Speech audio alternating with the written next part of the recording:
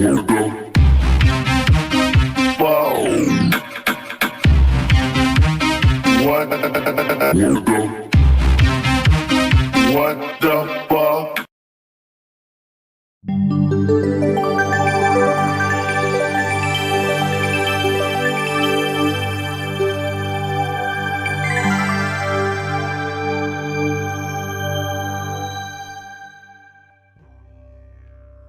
Are you new to the topic of Planet X and feeling overwhelmed and somewhat unnerved? And while you may reject the concept, you have a sense of an internal knowing that propels you forward. So you try to become informed, but sorting through alarmist headlines, fear-charged rhetoric, and dubious content is dispiriting. Consequently, you're not sure what to believe. And if you sense that this is not a coincidence, you're absolutely right. Nonetheless, some of you lay awake at night, staring at the ceiling, reluctant to fall asleep, only to have that god-awful dream once again. You know the one. It's real, it's vivid, and so troubling you dread falling asleep. Or was it just as simple as asking yourself, what exactly am I looking at, only to have the question rip the blinders off your head and you no longer enjoy the bliss of ignorance? No matter how you got to this point, it's an unsettling place to be. And what you want and need now is peace of mind. The first step to achieving that is to understand exactly what we're up against. This is because most of us instinctively understand that long after the beans, bullets, and bunkers have played out, the good folks who make it to the backside when we see those beautiful blue skies again will need something more to keep them going. That's why surviving what is to come is not about preparing against what you fear. Rather, it is preparing for what you love. Because holding on to each other is far more important than holding on to things. To help you prepare for what you love, this program gives you the who, what, when, where, why, and how about Planet X. The goal here is to help you gain confidence in your own ability to get a good beat on things. So let's take a look ahead at what you'll see in this program. For starters, we'll look at all the different names used for Planet X and what the term actually means. Then we'll take on the debunker rant that Planet X is an internet hoax, with a first-of-its-kind, broad-brush, chronological view of Planet X history from 1781 to the present. This is because the only truth that matters is the truth that you put inside yourself, in your own time and in your own way. Follow this path to knowledge, and you will find the sense of self you need to survive the years ahead with love and hope for the future. So let's get started.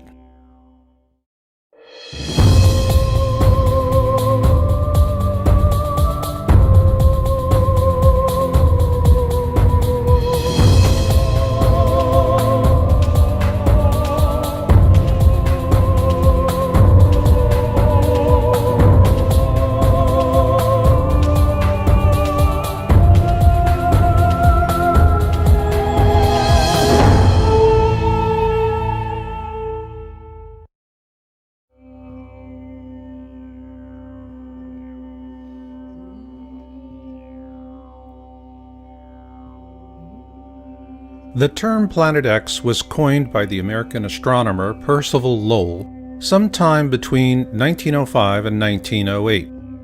It describes an unobserved planet that perturbs the orbit of a known planet. A perturbation is a deviation in a planet's orbit, and the Planet X we're searching for is Neptune's perturber, which, like Neptune, orbits our Sun. For this reason, Planet X is described in ancient wisdom texts and folklore from around the world as Marduk, Frightener, Destroyer, Hercules, Nibiru, and more. So is Planet X really nothing more than an internet hoax perpetrated by panic-for-profit fearmongers as debunkers claim? Or is there more to it than that? There is. and it begins in 18th century Europe.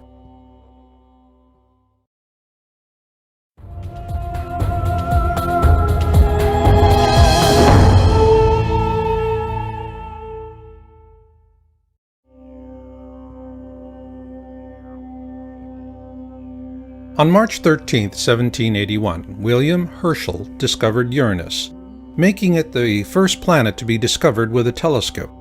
Following his discovery, European astronomers turned their attention on Uranus and observed perturbations in its orbit. This discovery would eventually launch the search for Planet X.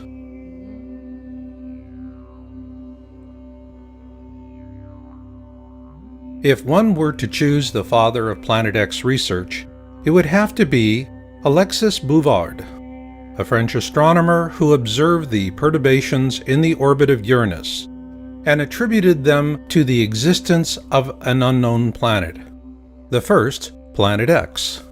Unfortunately, Bouvard died before the coordinates for Neptune could be mathematically determined by French mathematician Urbain Le Verrier and British mathematician John Couch Adams, using Bouvard's observations. Verrier gets the official credit because he relayed those coordinates to astronomer John Gall of the Berlin Observatory, and 5 days later, Neptune was observed by Gall on September 23, 1846.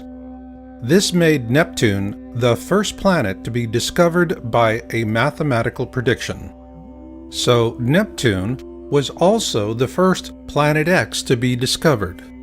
But subsequent calculations based on the orbits of Uranus and Neptune indicated the presence of yet another Planet X well beyond the orbit of Neptune, and so the search resumed. Not in Europe, but in America.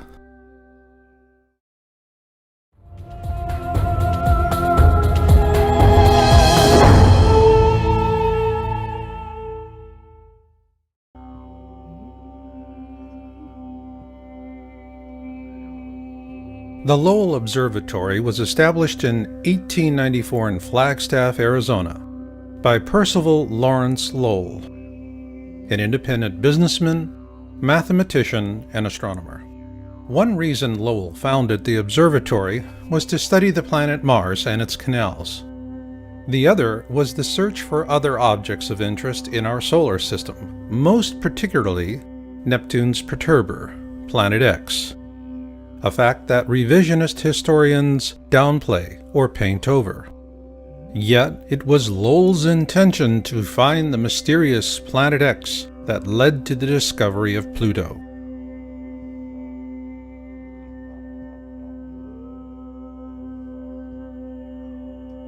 In 1929, 14 years after Lowell's death, a young astronomer by the name of Clyde W. Tombaugh was retained by the Lowell Observatory to carry on the search for Planet X. And on February 18, 1930, he discovered Pluto. At the time, astronomers believed he had found Planet X, Neptune's perturber. Consequently, the topic of Planet X languished for some time after Tombaugh's discovery.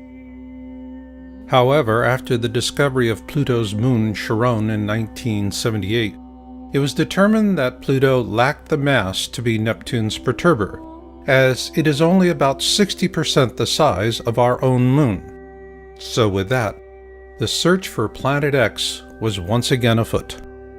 It's also interesting to note that Pluto was later demoted to the status of a dwarf planet in 2006 by the International Astronomical Union.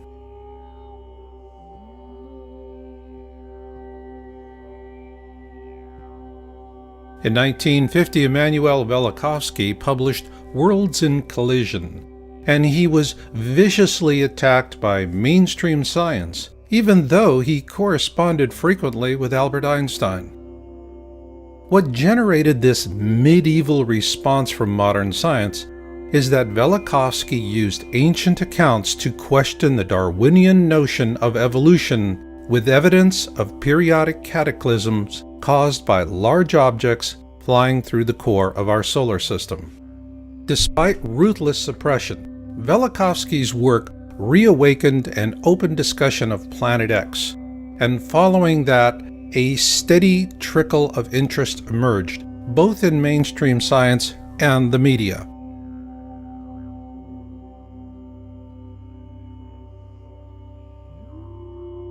On March 3, 1972, NASA launched the Pioneer 10 spacecraft to explore the outer planets. However, according to government whistleblowers, the real purpose was to find Planet X, or at least to help narrow down the search field. An interesting aspect of Pioneer 10 is that it also carried a small gold anodized aluminum plaque designed by astronomer Carl Sagan, should the spacecraft be found by extraterrestrials. At present, communication with the Pioneer 10 spacecraft is no longer possible.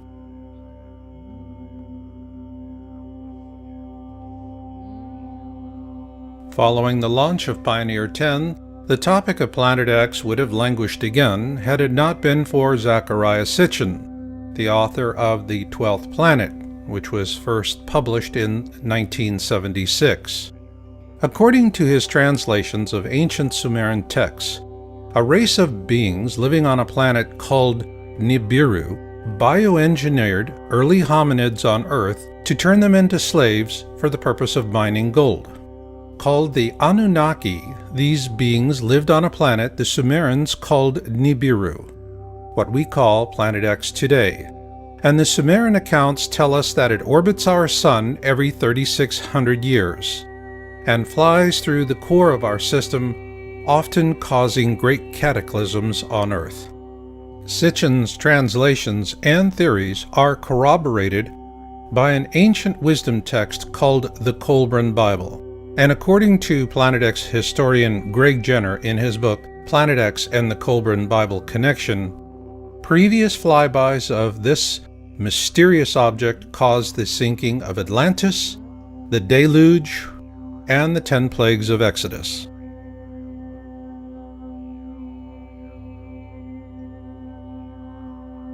Although Sitchin was continuously mocked and attacked by fundamentalists, our government took his work seriously, and on January 25, 1983, NASA launched the Infrared Astronomical Satellite, IRAS. Its mission was to map the sky using infrared. According to NASA, IRAS was unable to complete its mission due to a failure in its supercooling system, and much of the data collected from the probe was classified and has never been disclosed. Several government whistleblowers say that this was a cover-up because NASA shut down IRAS after it imaged Planet X. Their accounts parallel an article published by the New York Times on January 30, 1983, shortly after the IRAS launch. Evidence assembled in recent years has led several groups of astronomers to renew the search for the 10th planet. They are devoting more time to visual observations with the 200-inch telescope at Mount Palomar in California. They are tracking 2 Pioneer spacecraft, now approaching the orbit of distant Pluto, to see if variations in their trajectories provide clues to the source of the mysterious force. And they are hoping that a satellite-borne telescope launched last week will detect heat signatures from the planet, or whatever it is out there. It is important to note that the term Planet X was also used to refer to a 10th planet. However, after Pluto was demoted to a dwarf planet in 2006, that definition became irrelevant. But what is relevant is what IRAS imaged and the consequences of those observations.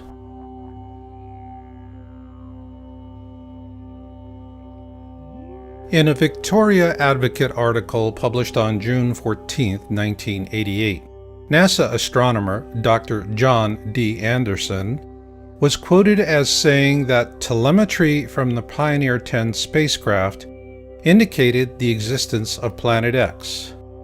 Also note that this article was sourced from Google News and was featured in Yowza.com's March 2012 article titled "The Planet X Cover-Up in the Mainstream Media."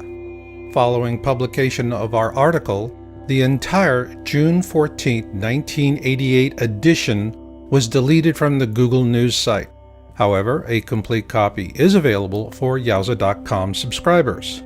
But what is relevant here is that Anderson is a NASA astronomer with one heck of a resume, and what he said in that 1988 news article was powerful. In that article, he said, "We have a 90 to 99% confidence that Uranus and Neptune are being disturbed, and by one candidate for that is a single Planet X." At that point, our government became more interested in keeping public attention focused much closer to home. After all, if you can't see it, it's not there, so go back to sleep, America. Nothing to see here. However, a few curious minds had other notions. On October 1988, Dr. Robert S. Harrington, the chief astronomer for the U.S. Naval Observatory, published his paper, The Location of Planet X, in the Astronomical Journal. In an August 30th, 1990 television interview with Zecharia Sitchin, Harrington also said that Pluto had been a satellite of Neptune, but it was dislodged by Planet X, which he believed could possibly sustain some form of life. He also showed Sitchin a diagram he had created approximating the location of Planet X. Following that interview, Harrington commissioned the construction of a special telescope for a Planet X photographic sky survey in 1991, which was completed at the Black Birch Observatory in New Zealand.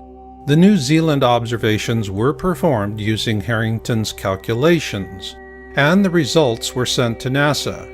However, those films vanished and have never been seen again, which leaves us with a big question.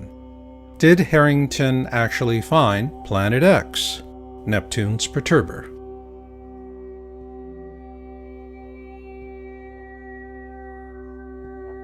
In 1992, Sitchin produced a documentary titled Are We Alone in the Universe? At the end of that film, Sitchin quotes a NASA press release from that same year. Unexplained deviations in the orbits of Uranus and Neptune point to a large outer body system of 4 to 8 Earth masses on a highly tilted orbit 7 billion miles from the Sun. This NASA press release suggests that Harrington did find Planet X in 1991. But the truth will never be known, because before he could publish his findings, Harrington died from a rapid onset of esophageal cancer on January 23, 1993. With his New Zealand findings suppressed and having died before he could publish his findings, many believe he was assassinated. One of the reasons given by those who subscribe to the theory of an assassination was an obituary by Charles E. Worley of the U.S. Naval Observatory. Worley wrote an obituary about Harrington that states, "Late in his career, Bob seemed quite skeptical of such an object, however." It is important to note that no other sources have come forward to corroborate Worley's claim. Consequently, Harrington's mysterious death was a shot out of the dark that quickly silenced the Planet X topic, both with the mainstream media and science community alike. In a very real sense, it was a veiled threat. Tamper with this at the risk of your own career, or perhaps even your life. In this regard, Worley's obituary was highly effective. This is for sure. Nonetheless, there is a curious question. Harrington built a custom telescope for a U.S. Naval Observatory station in New Zealand. The mission was simple: to find Planet X. So then, did they? Who knows? Because until NASA decides to declassify Harrington's observations, all we can say is that where there is smoke, there is fire. Meanwhile, we're not helpless either, and you'll see why later on in this program. But for now, If you are beginning to feel that the time has come to begin your own planning and preparation for whatever may come, then know this. When the worst of it hits, it will not be brief. This will not be weeks or months. Rather, we're looking at several years, perhaps longer than a decade. What this means is that your supplies, no matter how much you have on hand, is nothing more than a buffer. It buys you some time to work something else out. To optimize that opportunity of time, gather knowledge now, because after things run out, knowledge will help you to endure. And now, I'd like to share some of this very knowledge with you. It's something I've put a lot of work and love into because I know it will help people to make it to the backside. And that is what I'm all about. For those in preparation and planning, healthcare is always a problematic area because it is focused on the pills, potions, and supplements preppers set aside to help get themselves through a cataclysm. And it is problematic because all things physical play out. So a practical solution is what we call transition planning. So is this a December 21, 2012 solution? No.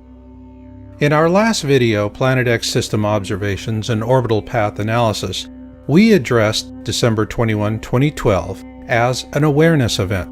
It was media-driven and it was successful in creating awareness, so on that regard, mission accomplished. Now, transition is the mission. Simply put, surviving the worst of times begins with surviving the best of times. So in this program, we want to introduce the core concept of transition planning. It is a 4-stage survival resource rating system. Stage 1 is cataclysm awareness. This is when the mainstream media begins to seriously report the news to the public at large, and panic buying ensues. If you're not prepared by this time, be ready for long lines and short supplies at the store. Stage 2 is cataclysm events. Simply put, the first to fall will most likely be the last to know. But planning and luck will also play equal roles. While planning and preparation is not a guarantee that you and your loved ones will survive these events, it will, however, dramatically increase your odds of survival. And with repeated events, expect all or part of your survival stores or caches to be exhausted, lost, or stolen. Stage 3 is post-event. Those who survive the cataclysm event will search for survivors and pull together into small, self-organized groups. While most preppers set aside enough for themselves and their loved ones, as a member of a larger survival group, you'll also share with them as well. This is when the bulk of your physical supplies will be used up. Stage 4 is the backside. This will be the time years into the future when those who survive all the worst that man and nature can throw at them live to see blue skies once again. By this time, all medical supplies will have long been exhausted, and what you'll have is knowledge. Of paramount importance will be the kind of knowledge that helps you with survival wellness and developing sustainable ways of growing food and medicinal herbs. This brings us to the simple metric of our transition planning system. It's a rating system. You rate your resources, physical and knowledge, in terms of how far they'll get you through the process. Here are a few examples. The internet is a fabulous Stage 1 resource, but it likely will not go much further than that. A fire extinguisher is a handy Stage 2 resource. Have one on hand. And off-road bicycles will be an ideal Stage 3 resource for getting around when there's not much left in the way of roads. And long after the internet, fire extinguishers and off-road bicycles have rusted away, knowledge will continue to endure, especially survival knowledge like Danjun breathing. Danjun breathing was created by Korean ruling elites back in the early days of acupuncture. These people were not worried about dying from hunger or thirst. Rather, they lived in fear of catching a cold, hence the old expression, "Don't catch your death of cold." And to explain how it works is Danjun Breathing for Wellness co-developer, Master Roar Shepherd. You want to have a tool that's been used for thousands of years to deal with these kind of situations. Danjun breathing is easy to learn, quickly oxidizes the body, lets go of carbon dioxide waste, and lowers the calorie demand of the body. More oxidation in the body, less influence from communicable diseases. Now that's important. The complete Danjun Breathing for Wellness system from feelbetteronyourown.com includes a full-color symptoms handbook and 6 exercise and reference DVDs. This course was developed by preppers, for preppers, and the symptoms handbook is the core of the system. It offers quick access to poses for a wide range of symptoms and complaints. And it's designed to help volunteer trainers pass along these simple techniques to others. Each pose is cross-referenced by skill level, symptom, and personal goals. Organized into 3 levels, low impact, universal, and high impact, the 57 core poses offered in the Feel Better on Your Own system represent those used by Korean elites for centuries. They are simple, practical, and highly effective. To learn more, visit feelbetteronyourown.com today and view our free instruction videos.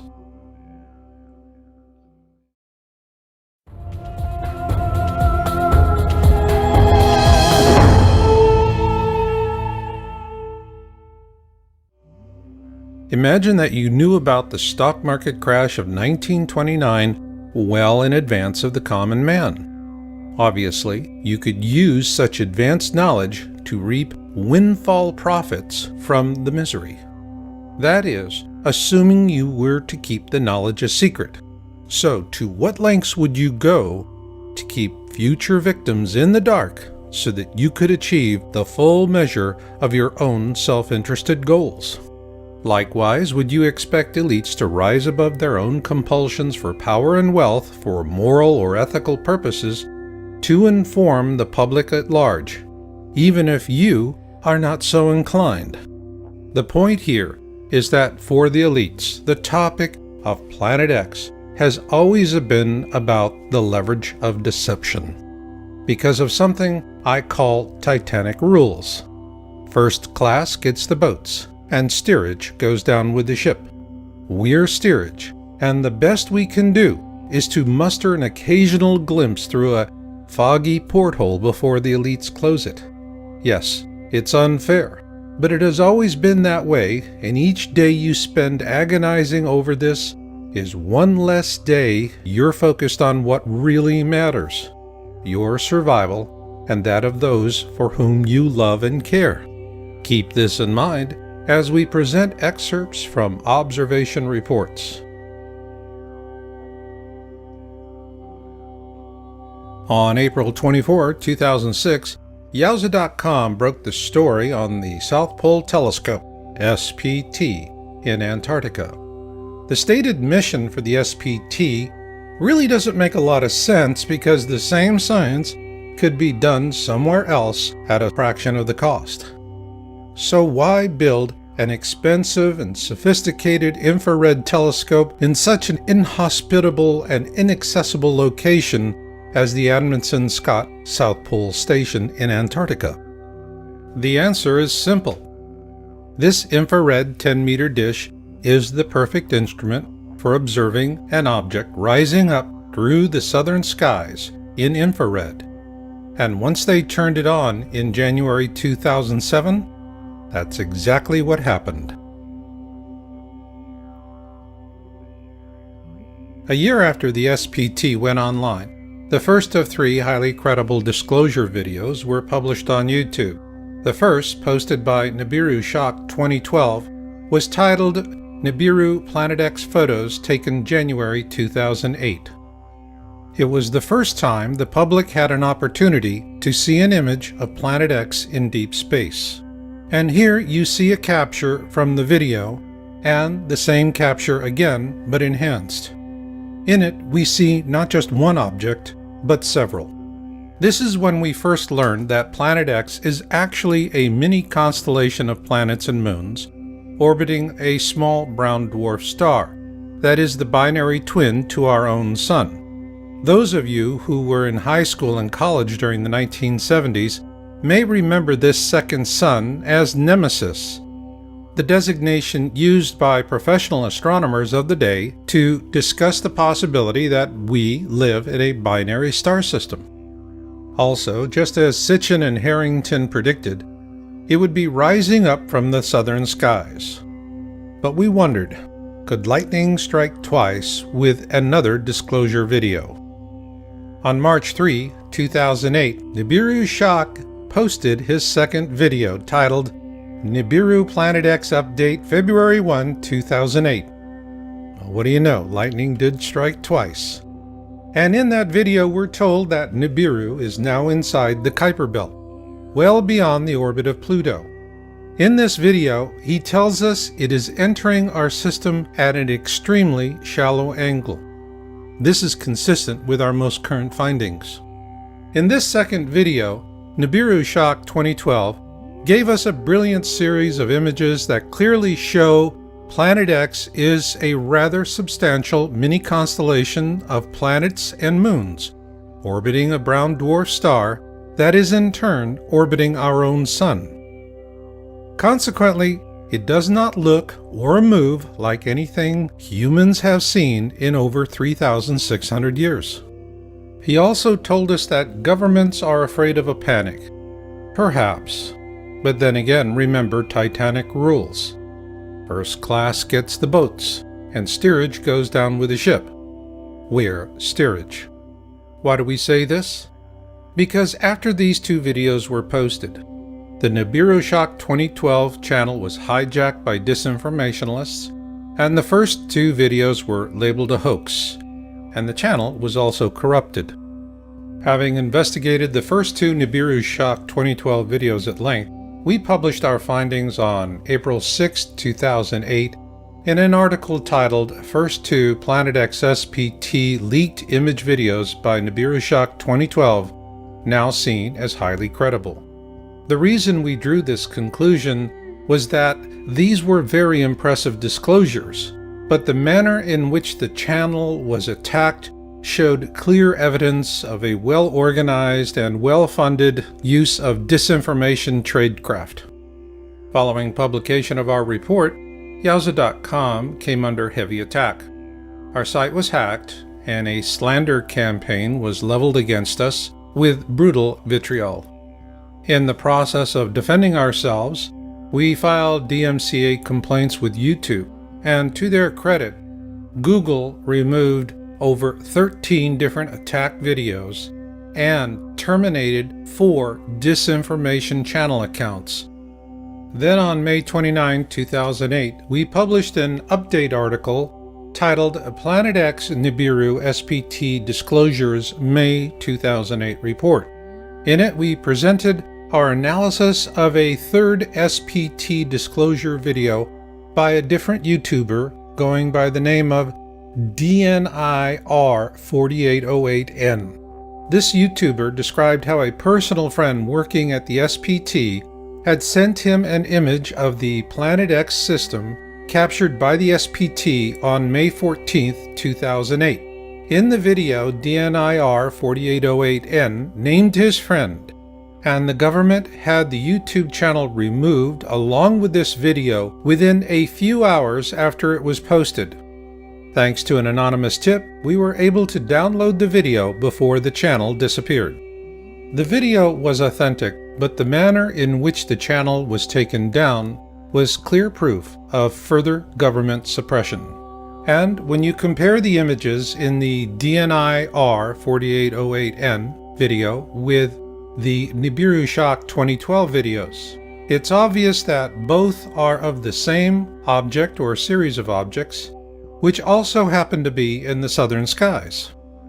At that point, the question for our team was simple. How did these three SPT disclosure videos compare with Dr. Harrington's paper, The Location of Planet X, published in October 1988, and with the illustration he showed Zecharia Sitchin in a 1990 television interview? Luckily for us, the answer came a few months later.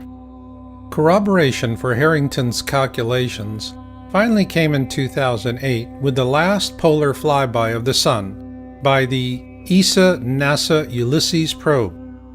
Although NASA says that the spacecraft failed before critical data could be gathered in its last orbit around the southern hemisphere of our Sun, it nonetheless yielded valuable data, and we published that on October 13, 2008, with an article titled The ESA-NASA Ulysses Probe and Planet X Nibiru. The probe data is clear. The Sun's southern hemisphere is noticeably more active than its northern hemisphere. Also of interest is where the peak solar winds originate and the direction in which they're pointed.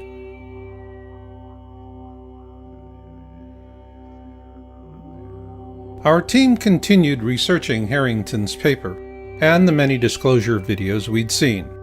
Finally, on September 7, 2010, we published our findings in an article with a video titled The Only 3 Authentic SPT Disclosure Videos of 2008. Simply put, the 3 videos we discussed in this program by Nibiru Shock 2012 and DNI R4808N are the real deal.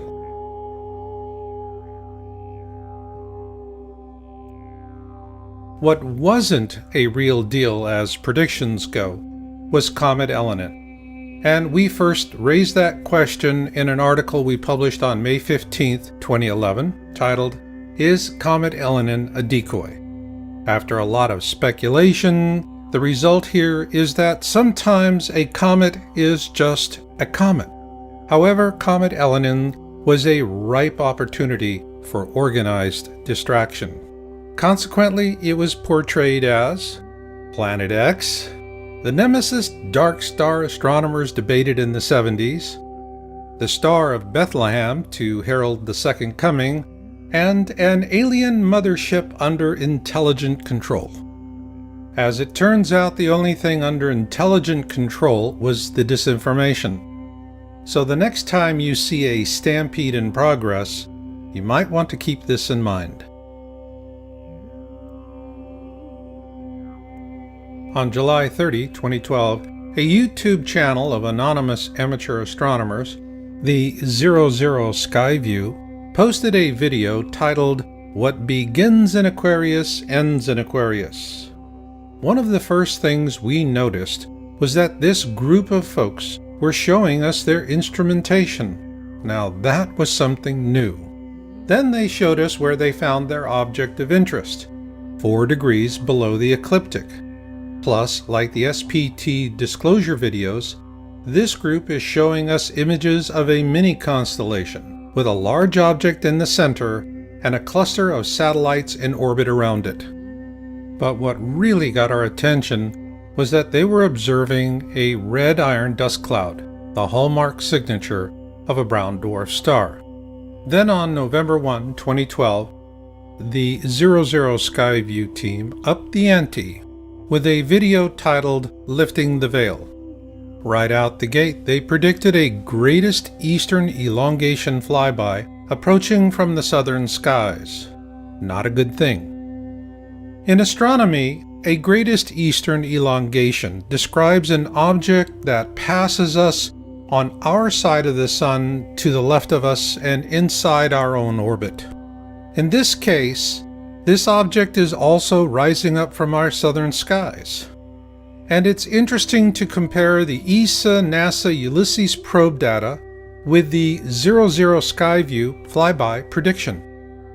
They then presented an orbit for their object of interest, which also happens to resemble the orbit Dr. Robert S. Harrington showed in August 30th, 1990, during a television interview with Zachariah Sitchin. Next, the 00 Skyview team presented a series of color-shifted variations and a wide field view. However, their last image is of a mini constellation in Aquarius, and it is similar to the mini constellation in the January 2008 disclosure video by Nibiru Shock 2012 titled Nibiru Planet X Photos taken January 2008. So were they seeing the same thing? Well, we must wait and watch, because this mini constellation moves through the sky like nothing we've ever seen before. However, what we can say is that when it does appear for all to see, it will appear suddenly. And given the observations for 2013 you're about to see, the need to plan and prepare for whatever may come is more important than ever before. But first, we want to acknowledge you ladies out there who've taken an interest in Planet X. When we published our first article in January 2002 on Planet X, women represented a 12% audience share. But in 2013, your ranks have grown to nearly 3 times that. And we want to thank you intrepid ladies out there because, well, the topic of Planet X is no longer a boys' club. With this in mind, I want to share helpful survival knowledge about dealing with a very ancient curse, both today and long after your medical kit is empty. Every self-healing energy art is about drawing energy and oxygen into the body. But only Danjun breathing focuses on an area of the body women know as the womb, below the belly button and above the pelvis. It is why Danjun breathing is so effective in helping to relieve the symptoms of menopause and PMS, as Master Roar Shepherd explains. We energize that area, we heal that area, we bring oxygen right into that area. More oxygen, more healing, less pain. This is the most valuable tool for you. Ladies, when drugs and treatments are no longer available and the medical kits are empty, what can you do? You do what Korean women have done for thousands of years, because it works. Danjun breathing. Need relief today? The good news is, the sooner you start, the better. To learn more, visit feelbetteronyourown.com today and view our free instruction videos.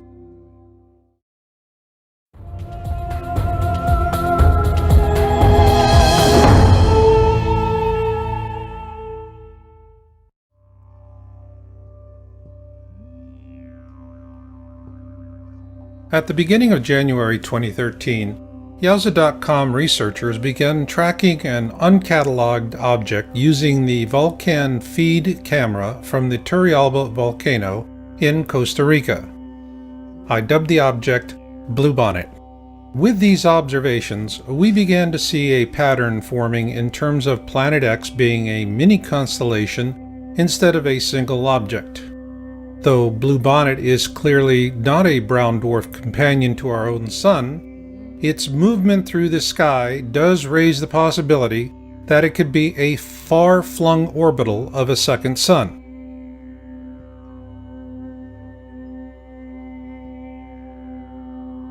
On February 11, 2013, we published our findings in a video titled Object of Interest as Seen from the Turrialba Volcano. In this frame, you see Bluebonnet above the Turrialba volcano and specification data for the Vulcan feed. Turrialba is 10 degrees north of the equator at approximately 11,000 feet, and the Vulcan camera was pointed to the southwest with a good view of the Pacific Ocean on a clear day. In that video, we explain the difference between the horizon as we see it here on Earth and represented by the red line. The green line you see cutting through the center of the Sun is the ecliptic. The ecliptic is the plane of our solar system, and all of the planets orbit the Sun within a few degrees of it. This is important to know when analyzing a newly revealed and disturbing prediction by Nostradamus. In October 2007, the History Channel aired The Lost Book of Nostradamus for the first time. In this video, 7 prophetic images paint a catastrophic end to life as we know it. According to this program, Nostradamus is showing us the constellation of Fucus because it will play a pivotal role in the flyby. This was interesting because the Vulcan feed image data also shows Bluebonnet transiting through or very near to the constellations Ophiuchus and Sagittarius in December of last year.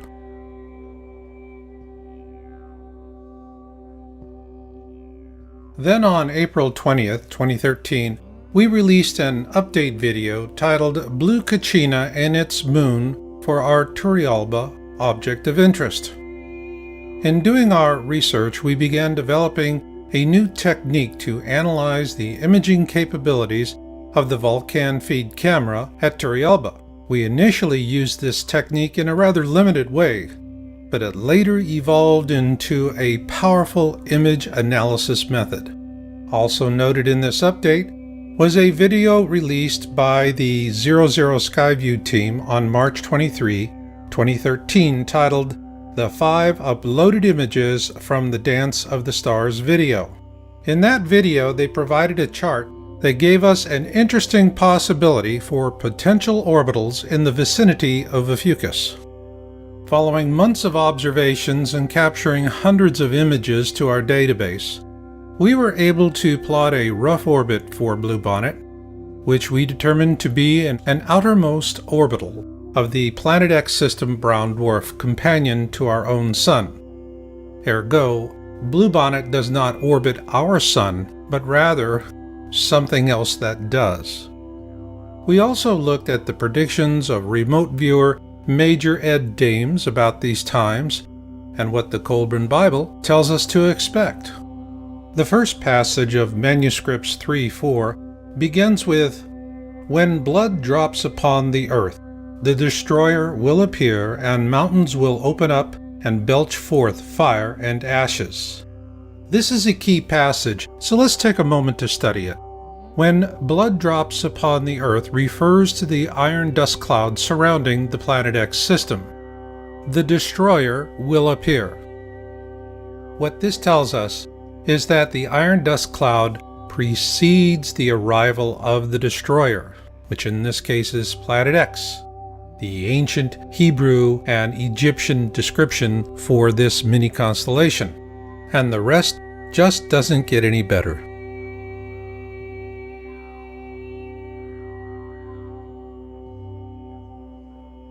On July 8, 2013, the 00 Skyview team posted a new video titled Fire in the Sky Part 3.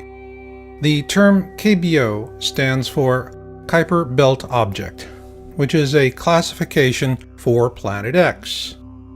Potential orbitals refers to the planets and moons in orbit around the KBO. And here they finally ask the question, is this our binary star? The reason they posted that question to the viewer is because they've observed a large nucleus for the KBO. But it was their second video on the 12th of that month titled A Cyclical Storm Brews that really got our attention. Near the end of the video, they announced that they followed our Turrialba volcano research and the object I dubbed Bluebonnet. We then get a warm attaboy from the good folks at the 00 Skyview. Thank you, fellas. Your kind words of support were greatly appreciated, and we certainly hope to see you on the backside. Because you corroborated our observations of Bluebonnet, we were able to take a big step forward. On July 28, 2013, we posted our video, Planet X System Observations and Orbital Analysis, with featured observer Jorge Arena. Early on, an old debunking attack that Bluebonnet is a reflection because it appears in front of the Sun was disproved with a series of Vulcan feed captures. The series clearly shows Bluebonnet slipping behind the clouds. Also, the image analysis method we first introduced to our viewers in April was formalized and presented in detail. We call it Camera Sensor Illumination, CSI, and we used it to compare two bluebonnet captures from this year, one from January and the other from May. Our CSI analysis shows that bluebonnet has been growing larger and brighter. Likewise, CSI was used to evaluate the observation images of Jorge Arena. He is an importer of Peruvian foods and herbals, and he's based in Ontario, Canada. On May 27, 2013, while flying over the Eastern Pacific, he imaged the brown dwarf at the core of the Planet X system. While it appears at the Sun's 11 o'clock position relative to Earth's horizon, the actual placement relative to the ecliptic is below the ecliptic and near the Sun's 8 o'clock position. Also note that the Vulcan feed in Costa Rica is pointed towards the southwest at an elevation of approximately 11,000 feet, and that when Jorge took his picture, he was at 37,000 feet, and his camera was also pointed towards the southwest. And once again, we find an interesting connection between Jorge's observation and the 2008 ESA-NASA Ulysses probe data presented earlier. Using the data available on bluebonnet plus Jorge's images, we were able to approximate the orbit of the Planet X mini-constellation through the core of our solar system. What this corroborates is the prediction of the 00 Skyview team that the Planet X flyby would happen on our side of the Sun in their November 1st, 2012 video titled Lifting the Veil. Further to that, in a September 2008 interview with Carrie Cassidy of Project Camelot, government whistleblower Bob Dean predicted the very same thing, that the Planet X flyby will occur when it is on our side of the Sun. And now, a moment of truth. Everything you've seen up to this point is intelligence. That is, a connected collection of fragments and shards of truth that happen to slip past years of suppression. But for those of you who insist on smoking gun proof, you're not going to believe anything until you've seen it yourself. That begs the question. What can you see today? What you can see are a lot of rocks coming our way.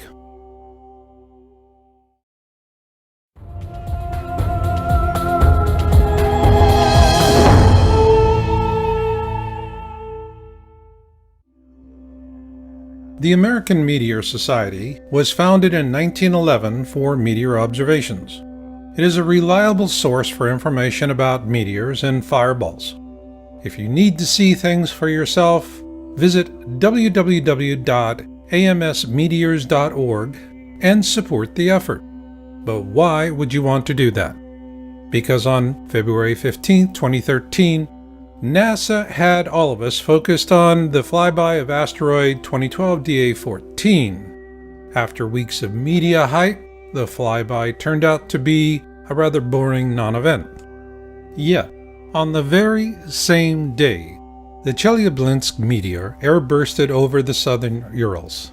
It was the largest rock to hit our planet in over a century, and its detonation released the equivalent energy of over 20 Hiroshima bombs. It damaged over 7,000 buildings, and 500 people had to seek medical treatment for wounds.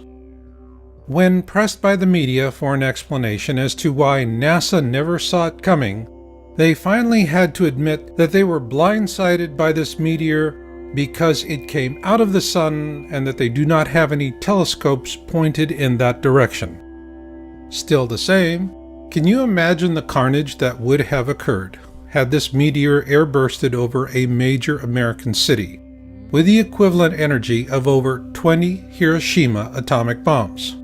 The point here is that we can continue to argue about what is happening here on Earth in a way that keeps the consensus out of reach. But when it comes to meteors, there are no more frivolous debunker theories about natural variation, increased reporting, and, well, swamp gas. Just consequences. That is why visiting the American Meteor Society, the AMS, is something you can do today to see what's coming at us. To show you why, we're going to show what people are seeing and reporting from 2010 through October 2013 based on AMS observation reporting data. Next, you will see our statistical analysis for the following fireball observation trends: the average number of reports per event, number of reports by classification, multi-state event observations, fragmentation observations, events with sound reports, and finally a comparative trend summary that ties it all together. So let's begin.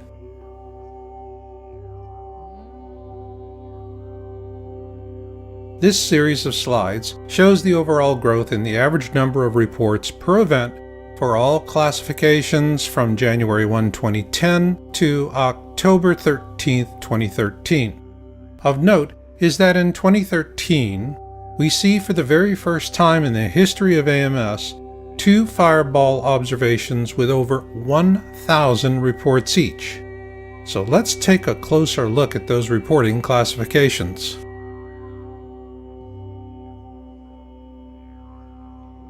The AMS classifies meteor observations based on the number of reports per incident, where a mid-sized class event has 6 to 20 reports, a significant event has 21 to 50 reports, a large event has 51 to 100 reports, and a huge event has over 100 reports. So let's begin with a look at the mid-sized events. Here we see a pronounced jump from 2010 to 2011. Part of that jump can be attributed to the implementation of new reporting procedures by the AMS. Now let's add the number of significant reports with 21 to 50 observations each. Here we see a clear growth trend. Interestingly enough, there were no significant large events in 2010. But there were significant large events in 2011 and 2012, as well as a marked increase in 2013. In terms of huge events with over 100 reports, 2010 was barely noticeable.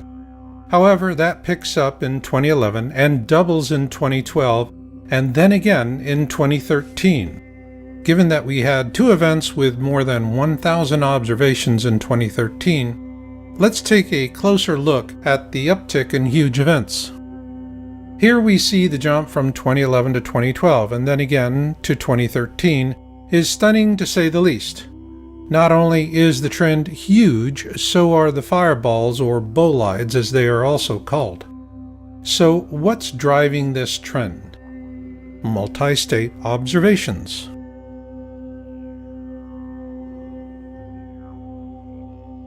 A multi-state event is where observations of the same fireball are reported in 2 or more states, and here we see a steady growth trend from 2010 to 2013. However, this underplays an even more profound change. Here we see a 15% increase from 2010 to 2013 in the number of reporting states by event. This clearly shows that these fireballs, or bolides if you will, are getting bigger. And another measure of this is fragmentation.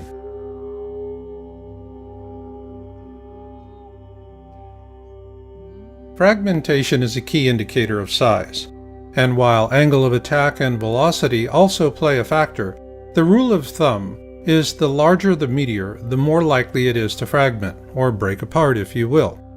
From 2011 through 2013, the number of meteors large enough to fragment skyrocketed according to AMS reporting data.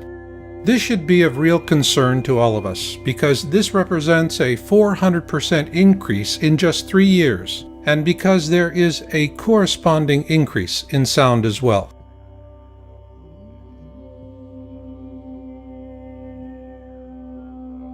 The AMS tracks 2 kinds of sounds: concurrent sounds heard during the flyby and delayed sounds heard just afterwards. These charts are a combination of both, and the trend is clear. sound follows with fragmentation. And what is really striking is that sound and fragmentation reports for 2010 through 2013 show nearly identical increases. So now let's summarize what we've seen so far by looking at the growth trend percentages from 2010 to 2013.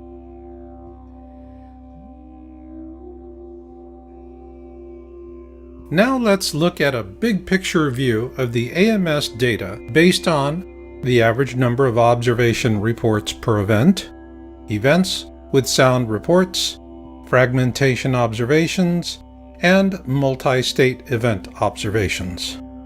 And what we see here, beginning with 2010, is a consistent growth trend by percentage from 2010 through to 2013. It is important to note that all of the data presented in this video is for the 2013 reporting period of January 1, 2013 to October 13, 2013, with 2.5 months yet to be reported. And for those of you who are still laboring with doubts about all of this, there is only one question you need to answer. What's throwing all these rocks at us? And what about those of you who no longer have any doubts about the need to plan and prepare for whatever may come? Do not plan against what you fear, but for what you love, because survival is not about holding on to things. It's about holding on to each other. For the Yowza.com and PlanetXTownHall.com research team, this is Marshall, and we'll catch you on the backside.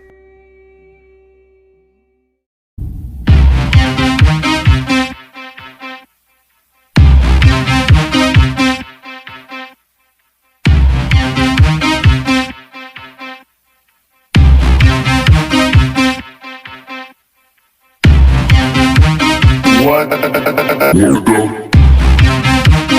Wow.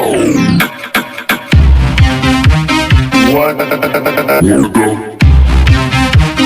What the fuck?